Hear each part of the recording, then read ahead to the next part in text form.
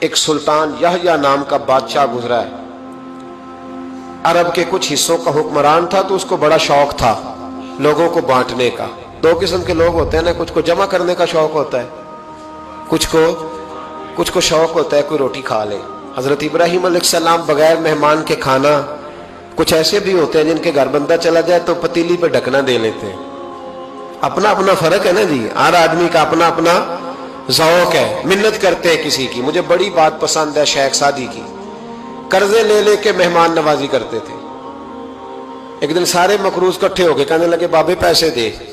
بابا جی کہتے ہیں وہ پیسے مانگ رہے ہیں، مجھے ٹینشن ہے کہ انہوں نے کھوایا کچھ نہیں، مجھے پریشانی لگی. ایک بچہ کوئی چیز بیچ رہا تھا، وہ کھیل مرونڈا نہیں بیچتے بچے، وہ بیچ رہا تھا تو آ گیا، کہنے لگا لینی ہے. تو بابا جی کہنے لگے میرے مہمانوں کو کھلا دے ساری. بچہ بھی راضی ہو گیا کہ سارا اکٹھا ہی گاہک مل گیا. تو سارا جب کھلا دیا کہنے لگا پیسے. تو شیخ سعدی فرمانے لگے تو بھی بیٹھ جا، یہ سارے پیسے لینے آئے ہوئے ہیں، بیٹھ جا، ان کے پیسے انہیں ملیں گے تو تجھے بھی.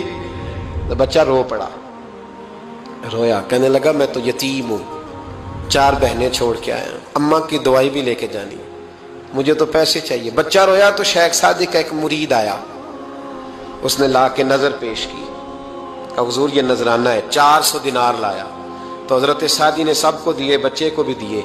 سب لوگ چلے گئے. تو ان قرض لینے والوں میں سے ایک بندہ سمجھدار تھا، حضرت سعدی کے پاس آ کے کہنے لگا بابا سمجھ نہیں آئی، ہم برسوں سے لینے آ رہے تھے، مل نہیں رہے تھے، کتنے مہینوں سے مانگ رہے ہیں نہیں مل رہے تھے، آج فٹافٹ مل گئے. تو شیخ سعدی بزرگ تھے نا، تو بزرگوں والی بات کر گئے.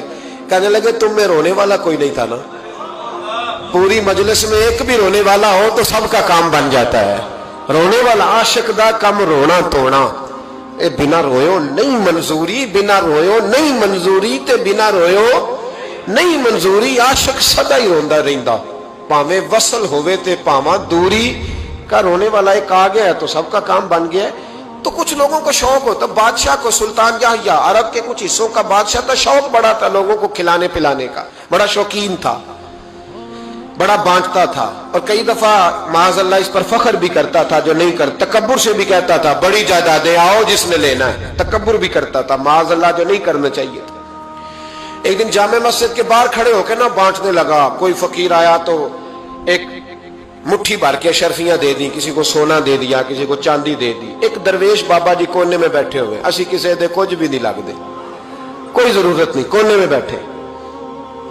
آپ یقین کریں، آپ تھوڑا سا رخ ادھر کریں، دنیا پیچھے پیچھے ہو جاتی ہے. اگر آپ پیچھے بھاگیں گے تو آگے دوڑ کے بھاگیں گے. یہ مزاج ہے قوم کا، کسی کا حال پوچھ لیں وہ بگڑ جاتا ہے، کہتا ہے مجھ سے کوئی کام ہوگا تبھی تو پوچھا ہے. اور آپ چپ کر جائیں، خاموش ہو جائیں، یہ بھی بڑی مصیبت ہے. کہ پیار کر لیں تو اس کا بھی نقصان دیکھنے میں آتا ہے. کہتے ہیں پتہ نہیں میرے اندر کیا لالچ ہے، کیا خوبی ہے جس وجہ سے مجھ سے اتنی محبت ہو رہی ہے. وہ بابا جی کونے میں توجہ ہی نہیں کی. جب توجہ نہ کی تو سلطان کی توجہ خود بخود ہو گئی. سلطان یحییٰ کہنے لگے بابا کوئی قابل توجہ آدمی ہے، سب لوگ لائنوں میں لگے ہوئے بھاگ رہے ہیں، بادشاہ آیا ہے. یہاں تو شادی پہ کھانا کھل جائے تو بڑے بڑے امیروں کا پتہ چل جاتا ہے کہ بننے کیا لگا ہے. کہتے پتہ نہیں دوبارہ چھوٹے گوشت کی ٹرے آئے گی کہ نہیں آئے گی. اور اتنا سارا رکھ لیتے ہیں کہ المان والا فیس